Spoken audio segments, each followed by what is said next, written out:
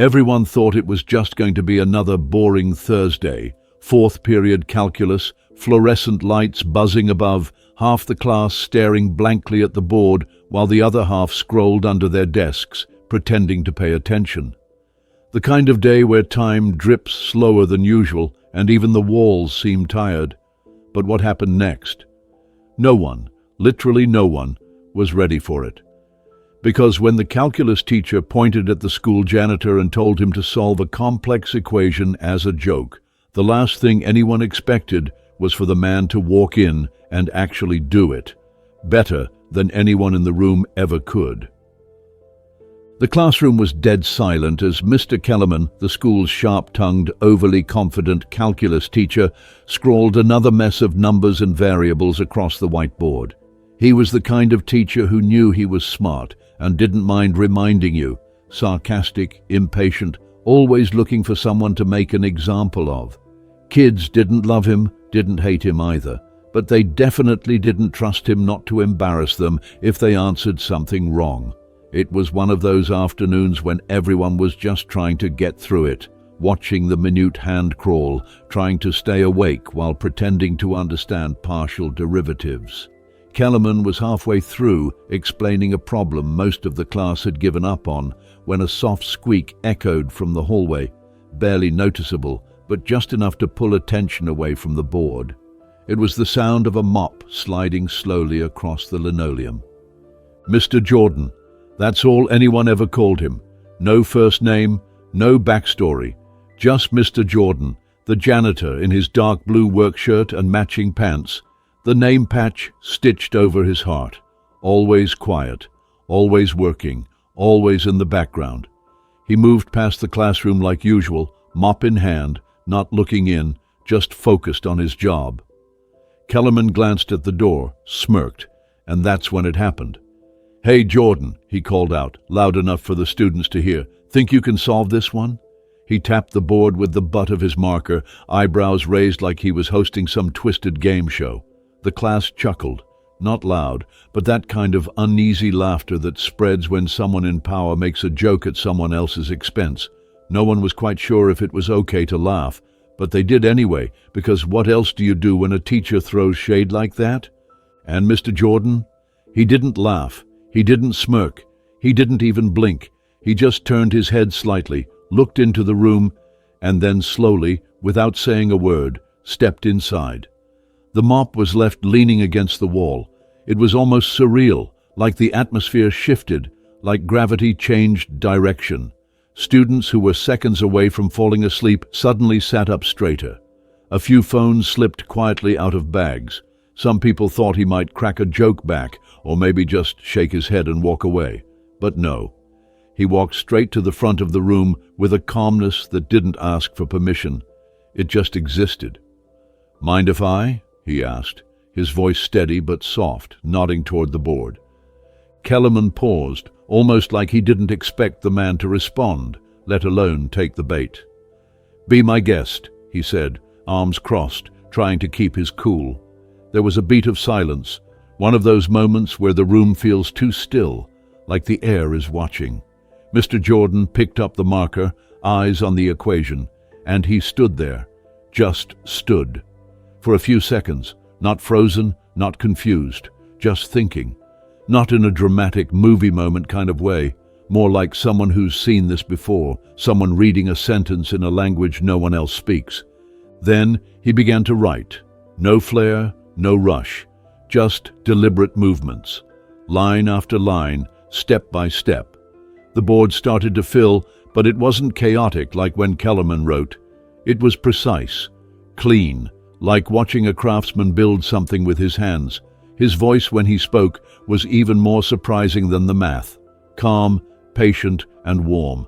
"See here," he said, gesturing to part of the equation. "This is a chain rule problem. But the trick is recognizing the inner function first. Once you've got that, the rest unfolds naturally." And as he explained, he wasn't showing off. He wasn't trying to prove anything. He was teaching. Not like a teacher in a classroom, but like someone who actually cared whether you understood, and that hit different. The class was dead silent. The only sound was the squeak of a chair as someone leaned forward, the gentle tap of the marker against the board, and the occasional scratch of a pen from someone trying to copy what he was doing. Kellerman didn't move. His expression stayed neutral, but his jaw was tight. You could see it. Mr. Jordan broke down every single step with clarity that made even the slackers in the back start to follow along. When he finished, he capped the marker, turned back to the room, and said simply, "That's one way to solve it." Then he handed the marker back, turned around, and walked toward the door. No one said a word. Not even a whisper. It was like everyone had just watched a magic trick and couldn't figure out how it was done. Mr. Jordan picked up his mop, and just as quietly as he came in, he walked back out into the hallway, his shoes squeaking softly on the tile. No mic drop, no boast, no victory lap, just dignity. It wasn't until he'd almost reached the corner that someone broke the silence. "Wait, did he just do that in his head?" one student whispered. And just like that, the shock finally caught up with the room. By the time Mr. Jordan's footsteps had faded down the hallway, the calculus classroom felt like a different world entirely. No one really knew what to do with what they had just witnessed. Some students sat frozen in their seats, still processing it. Others slowly turned to their neighbors, eyebrows raised, lips half-formed with questions they couldn't quite get out. Mr. Kellerman remained at the front, arms folded, but noticeably quieter. He glanced once at the board, then back at the class, but said nothing. The moment had passed, but it wasn't gone. It lingered in the air like a shift in gravity, like the echo of something much bigger than the sum of its parts. By the end of the day, the halls were buzzing with a different kind of energy. It didn't take long for the story to spread. A few students had seen it firsthand. Others heard about it between classes, at lockers, in the cafeteria. The janitor solved Kellerman's problem. He just walked in and nailed it, explained it better than the textbook. It wasn't gossip in the usual sense. It was reverent, the kind of retelling that always starts with, "Did you hear what happened?" And each time it was told, the awe grew, because it wasn't just that Mr. Jordan had solved a hard problem. It was who he was, or more accurately, who they thought he was. Suddenly, people were realizing that they didn't know much about him at all. Up until now, Mr. Jordan had always been background, the man who pushed the mop down the hallway at the same time every day, the one who refilled the paper towels and replaced light bulbs without a word. He was there, always there, but never really seen. Most students couldn't tell you anything about him beyond his uniform and that quiet nod he gave when someone said hello. He wasn't rude, just invisible. But now, the idea that someone like him, someone they'd all overlooked, had just outperformed a seasoned calculus teacher in front of an entire class. That flipped the script in a way that no one could ignore. The moment things truly changed was when the video dropped. One of the students in the room had been recording, low angle, quick hands, no flashy edits. Just a shaky phone camera capturing Mr. Jordan walking calmly to the board, solving the equation step by step, then walking back out without a word. The caption was simple: "Our janitor just schooled the calculus teacher." That was all it took. Within an hour, it was being shared around the school. Then, outside the school, TikTok, Instagram, Discord servers, kids sent it to each other in group chats with fire emojis and wide-eyed reactions. It hit a nerve, not because it was funny, but because it was real. It wasn't a prank, a skit, or a setup. It was truth, raw and unfiltered, and people were mesmerized by it. By the time lunch rolled around the next day, Mr. Jordan's name was on everyone's lips. In the cafeteria, in the gym, even in the teacher's lounge. And that's where the questions started getting deeper. Who is he? Where did he learn that stuff? Was he a teacher before? And for the first time in years, people were asking about Mr. Jordan instead of just walking past him. Teachers who had never spoken more than 2 words to him were now curious. Administrators who only noticed him when something broke were now asking for his employee file. There was no malice in it, just surprise, and a lot of it. That afternoon, Principal Daniels called him into the office. It wasn't disciplinary. Far from it. Daniels was curious. He offered Mr. Jordan a seat, folded his hands on the desk, and asked, "You ever study math before?" Mr. Jordan hesitated for a second, then gave a small nod. "Yes, sir," he said. "Mechanical engineering, MIT." The silence that followed wasn't awkward, it was weighty. Daniels blinked. "As in the MIT?" "Full ride," Mr. Jordan replied quietly. "Didn't finish." He said it like it was just a fact, nothing special, but Daniels leaned back in his chair, clearly stunned. "Why didn't you finish?" And that's when the story came out. Not in dramatic pieces, but slowly, steadily, like someone carefully unpacking a memory they hadn't touched in a long time. Mr. Jordan had grown up in a rough neighborhood, south side of Chicago. His mom worked 2 jobs, raised 3 kids on her own, pushed them to do better, to dream bigger. Mr. Jordan was the kind of kid teachers noticed. Bright, curious, obsessed with how things worked. He'd take apart radios, fix bikes with no manuals, build contraptions from scraps in the garage. That curiosity took him all the way to a scholarship at one of the top engineering schools in the country. But life doesn't always wait for dreams. During his sophomore year, his mom got sick, real sick, cancer, late stage. She didn't want him to come home, told him to stay in school, focus on his future, but he couldn't. He came back, dropped everything, took care of her until the very end, and by the time she passed, the scholarships had dried up, the dorm was gone, and the bills were piling higher than he could handle. He tried to go back, tried to make it work, but one job led to another, then another. School faded into the rear view. Survival took its place. Daniels didn't say much when the story ended. He just sat there, clearly moved. It was the kind of story that sticks to your ribs, the kind that makes you reevaluate all the assumptions you didn't even know you were carrying. "Thank you for telling me," he said finally. Mr. Jordan gave a small nod, stood, and went back to work. Back to fixing a leaky faucet in the boys' locker room like nothing had changed. But everything had changed. Maybe not for him, but for the school, absolutely. Because once a story like that comes into the light, it doesn't fade back into the dark. It stays, and it starts to ripple. By Monday morning, something about the school just felt different. It wasn't loud or obvious, no banners or announcements. But if you were paying attention, you could sense it. The way students stood up a little straighter when Mr. Jordan passed by, the way conversations paused for just a second longer when his name came up, like everyone was still figuring out how to talk about what happened. In the teacher's lounge, nobody dared crack a joke at his expense, not after what he'd done. In fact, people barely knew how to speak about him at all, because when someone you've overlooked for years suddenly reveals a side of themselves you never imagined, it forces you to look in the mirror and ask why you never saw them clearly in the first place. The only person who hadn't said a single word about the whole thing was Mr. Kellerman. Not on Friday after class, not over the weekend, not on Monday morning. He didn't mention Mr. Jordan's name once. He taught his class like usual, though a little more reserved. No sarcastic quips, no calling kids out for wrong answers.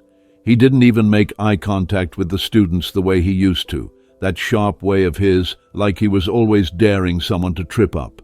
His lectures were more subdued now, quieter, like someone had pulled a plug and let the air out. He taught, but he didn't command. Something had shifted. Whether it was shame, reflection, or plain discomfort, no one could say for sure, but the fire in his voice was gone. And the students noticed. Meanwhile, something unexpected was happening just outside the main current of attention. A few students, just a handful at first, started lingering near the janitor's supply closet after school. Not to complain about a broken locker or a spilled drink, but to talk, to ask questions, to say things like, "Mr. Jordan, can I show you something?" Or, "Do you think you could explain this part again?" These weren't the star students. These were the quiet kids, the ones who struggled, the ones who didn't raise their hands in class because they were tired of feeling stupid. And Mr. Jordan, he didn't send them away. He didn't act surprised. He simply nodded, leaned against the doorframe, and asked, "All right, what are we looking at?" And just like that, an unofficial classroom was born in the hallway. No desks, no attendance sheets, no chalkboards. Just a man in a work uniform with a brain sharper than most of the faculty, and a group of students who, for the first time in a long time, felt like they were allowed to understand. Word spread fast. The group grew. Soon, it wasn't just 1 or 2 students hanging around. It was 5, then 10, sitting on the floor with notebooks, asking him to walk them through concepts they couldn't grasp in class. And Mr. Jordan, he never rushed, never made them feel small. He spoke the way he had in the classroom that day, calm, clear, never condescending. You could see it in their faces, the way confusion turned into recognition, the way doubt melted into understanding. But not everyone was thrilled. It started with a few murmurs from faculty. Nothing direct, just small pointed comments over coffee. Isn't there a policy about tutoring without credentials? Are we sure that's appropriate? And then, predictably, it made its way to the parents. Most were amazed, proud even. "That's the guy who helped my daughter finally get derivatives. My son said he actually likes math now because of him." But a few voices, just loud enough, started asking the other questions, the ones that come wrapped in polite concern but hide something uglier underneath. Is he certified? Does he have a teaching license? What kind of background check did he go through? The irony? Mr. Jordan had passed every background check the district ever required because he wasn't trying to teach. He was hired to clean. And he did it flawlessly. But now that he was helping, now that he was making a difference, some people decided to draw a line. As if kindness and intelligence required official paperwork. As if compassion needed a certificate. The complaint came in anonymously. Of course it did. It landed on Principal Daniel's desk in a neatly typed email filled with phrases like safety protocols and instructional boundaries. Daniels read it twice, then a third time. He didn't need to guess who sent it, but he didn't bother responding directly. Instead, he made a decision. He called Mr. Jordan in again, thanked him for his time, and let him know what had been said. Mr. Jordan listened without interruption. He didn't flinch. He didn't act surprised. He just nodded once and said, "I'm not trying to step on anyone's toes. I'm just helping them see what they already know." Daniels believed him. You could hear it in his tone. There was no ego, no agenda, just someone doing good in the only way he knew how. Daniels assured him there was no policy being broken and no reason to stop unless he chose to. Mr. Jordan said, "If the kids keep showing up, I'll keep helping." And that was the end of that. But even if the complaint had no legs, its shadow still lingered. Mr. Jordan could feel it. In the way a few teachers looked away when he passed. In the way conversation stopped when he entered a room. It wasn't everyone, it wasn't even most, but it was enough. Enough to remind him that no matter how far he'd come, or how much truth he'd revealed, there would always be those who couldn't see past the uniform, who would rather question his presence than admit their own bias. Still, he showed up, every day. He cleaned the same floors, replaced the same light bulbs, refilled the same dispensers. But now, between the moments of routine, he taught, quietly, consistently, and most of all, willingly.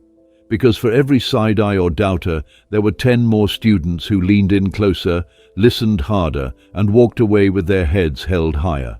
For them, he kept going. Nobody expected Mr. Kellerman to show up. Not there, not like that. It was a Thursday afternoon, the final bell had rung, and the hallway outside the library was full of students gathering up their bags and making their way out the doors. But tucked into a quiet corner, just past the reference section and under a flickering light that still needed replacing, a group of students sat cross-legged on the floor. They had notebooks open, pencils in hand, and all eyes fixed on Mr. Jordan, who was guiding them through a problem that would have made most of the school's faculty sweat. He sat low to the ground, shoulders relaxed, knees creaking a little when he leaned in to point at the page one of the students held out. He wasn't lecturing. He was asking questions, drawing answers out of the kids without making them feel wrong, showing them the way without ever taking over. And just a few feet away, quietly leaning against the doorframe, arms crossed in a posture that looked more thoughtful than critical, was Mr. Kellerman. Watching, listening. No one noticed him at first. Mr. Jordan didn't even look up. But after about 10 minutes, Kellerman stepped forward. His voice wasn't booming or sarcastic this time. It was calm, almost careful. "You mind if I sit in?" he asked. A few heads turned in surprise. Mr. Jordan looked up, met his eyes, then gestured toward an empty chair. "Long as you don't mind learning something," he said. It wasn't a jab. It wasn't bitter. Just honest. The students laughed softly, enough to take the edge off the moment. And Mr. Kellerman, well, he smirked. Not the smirk of someone trying to assert dominance, but the kind that said, "Fair enough." He sat down and listened, didn't interrupt, didn't try to correct anything. For the rest of the hour, he just watched as Mr. Jordan did the thing nobody had ever expected him to do: connect, inspire, teach. And not just content, but confidence. Mr. Jordan wasn't interested in titles. He never once asked for more recognition, never hinted that he deserved something different than what he had. He wore the same uniform every day, carried the same keys on the same clip at his waist, and kept showing up early enough to fix what was broken before the students ever arrived. But something had shifted, something real. Because after that day, more teachers began to drift toward the library during the unofficial sessions. Not to oversee, not to manage, just to listen. Miss Connors from English sat in one afternoon and later asked Mr. Jordan if she could borrow the analogy he used to explain limits. Coach Reed dropped by and asked him to help a couple of athletes who were failing algebra. Even the shyest freshman in the building, Tiana Williams, worked up the courage to sit down beside him and ask what a slope-intercept form really meant. And he explained it like it was the most natural thing in the world. Because for him, it was. And then came the proposal. Principal Daniels brought him in one morning, hands folded across his desk, a different kind of look in his eyes. "I've been speaking with the school board," he said. "They want to know if you'd be willing to formalize this into a program. An after-school tutoring elective. Optional for students, of course. No pressure, just structure. Maybe even call it something Jordan Sessions or whatever you prefer." He said it like it was an opportunity, a chance to take what was already happening and give it room to grow. But Mr. Jordan didn't answer right away. He looked down at his hands worn from years of quiet work, hands that had once held a wrench and blueprint at MIT, hands that now held pencils and chalk with the same gentle authority. After a long pause, he said, "I appreciate it, but I don't need the title. I don't want to make this something the kids feel obligated to come to. I want them here because they want to be." Daniels nodded. "Then we'll support it however we can. No pushback, no pressure, just respect." Word spread beyond the walls of Roosevelt High. A small local paper ran a story after a parent tipped them off. Nothing flashy, just a 2-page feature titled "The Janitor Who Teaches." But it struck a chord. By the next week, reporters were calling. An education podcast reached out. Even a state education official stopped by one day, curious to see the sessions for himself. But Mr. Jordan kept it simple. He didn't give long interviews, didn't bask in praise. When asked how it all started, he just said, "One kid had a question. I answered it. That's all." In the spring, Roosevelt High hosted its annual student showcase. Science fair displays lined the gym, choir students performed in one corner, and art projects covered the back wall like a gallery. But over by the far side, near a booth that had once been used for Lost and Found, there was a long table labeled Mr. Jordan's Table. It wasn't filled with trophies or photos. It was filled with handwritten notes, dozens of them, letters from students. "You helped me believe I could pass. You made math feel like something I could do. Thank you for being patient." People lined up to read them. Some smiled, some teared up. No one asked, "Isn't he the janitor anymore?" They just said, "That's Mr. Jordan." He didn't wear anything special that night. No suit, no polished shoes, just his usual clothes and that same quiet presence. He stood by the table, hands behind his back, nodding politely to anyone who stopped to talk. He didn't need a microphone. His impact was already louder than any speech. Later that evening, when the gym had emptied and the lights dimmed low, Mr. Jordan went home. He took the old cardboard box from under his bed, the one with his college acceptance letter, his transcripts, and that faded MIT sweatshirt. He added something new, a folder filled with thank you notes from students, and for the first time in a long while, he didn't just feel like he had survived the years. He felt like he had mattered, like something he had once lost had come back to him, not through prestige, not through degrees, but through presence, through purpose, through showing up. And that's what he planned to keep doing, quietly, steadily. For every student who ever thought they weren't smart enough, every kid who needed someone to believe in them, every moment where understanding had been just out of reach, he would be there, not to hand them the answers, but to show them they already had the tools to find those answers on their own. Because legacy isn't about status, it's about impact. And Mr. Jordan was building something far more permanent than recognition. He was building belief, one student at a time,